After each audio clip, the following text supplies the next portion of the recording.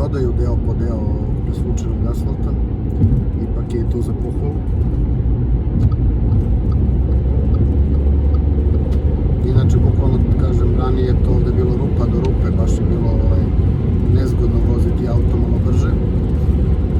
Sad je to već bilo, mislim, ne malo, nego znatno bolje, a kad budu presvukli kompletno, bit će još veće uživanje.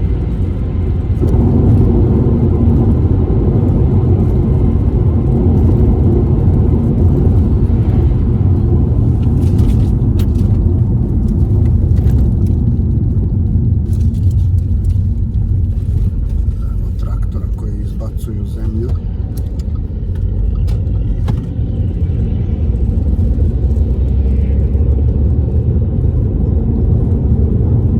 Dobro, ipak ima, znači, ljudi koji rade poljske radove. Ovde koliko sam vidio da je baš oranje u pitanju.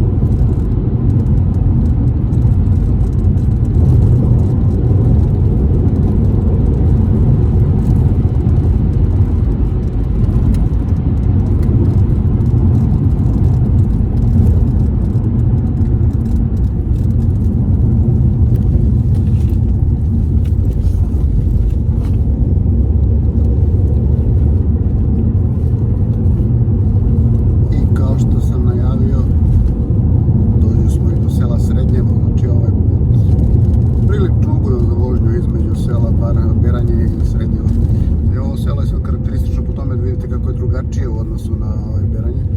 Ovde su jedva provukli putić između kuća.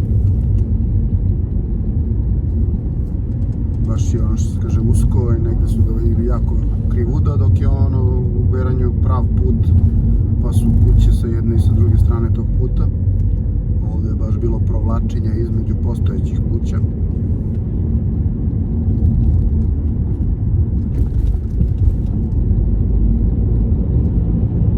Doći ćemo do raskrsnice gde se levo ide za Veliko Gradište, a desno za Češljevu baru. To je selo koje sam snimao, i pravo za Miljević. Tu se već pravo kad se ide, prelazi se preko spektakularnog mosta preko reke Pek. Tu sam takođe prolazio prošle godine, baš u tom selu Miljević.